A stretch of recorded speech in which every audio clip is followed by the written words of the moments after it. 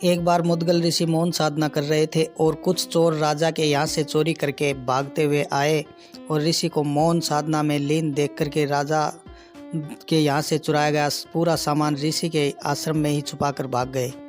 सिपाही साक्ष्य जुटाते जुटाते ऋषि के आश्रम तक पहुँचे और उन्होंने मुद्गल ऋषि से इसके बारे में कई बार पूछा कि आपके यहाँ से मिला चोरी का सामान किसने छुपाया और वो चोरी करने वाले कहाँ हैं। मुद्गल ऋषि तो मौन साधना में लीन थे, वे सिपाहियों की बातों का जवाब नहीं दे रहे थे। तब राजा के सिपाहियों ने उनको उठाकर राजा के सामने पेश कर दिया। राजा ने भी सभी साक्ष्यों के आधार पर ऋषि को दंड के रूप में सूली तोड़ने का दंड सुनाया। उस समय की ये सज़ा कई नुकीले बालों पर हाथ पैर बांधकर बैठा देने के रूप में होती थी। कष्ट में भी ऋषि मौन ही रहे। उधर असली चोर भी पकड़े गए। तब तक ऋषि का मौन व्रत भी पूरा हो चुका था।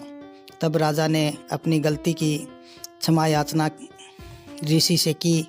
ऋषि ने कहा कि तुम्हारी इसमें कोई गलती नहीं है, तुमने तो उपलब्ध साक्ष्यों के आधार पर जो करना था तुमने किया। ये तो हम धर्मराज से ही पूछेंगे कि इतनी बड़ी सज़ा हमें क्यों दी गई। यह कहकर ऋषि ने प्राण त्याग दिए। वह ऋषि की आत्मा ने धर्मराज से पूछा कि मुझे यह पीड़ा क्यों मिली। धर्मराज ने कहा कि बचपन में तुमने एक कीड़े की पूंछ में तिनका चुभोया था, उसी की यह सज़ा है।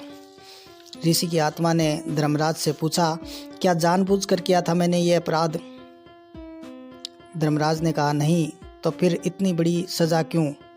फिर ऋषि की आत्मा ने धर्मराज से कहा कि मैं मर्यादा निश्चित करता हूँ कि 12 वर्ष की आयु तक किए गए अपराध का कोई दंड नहीं होगा, लेकिन तुम्हें यह दंड भुगतना होगा। तुम्हें धरती पर जाकर एक जीवन प्रताड़ित अपमानित स्थिति में जीना होगा। सारा जीवन तुम प्रायश्चित करते रहोगे।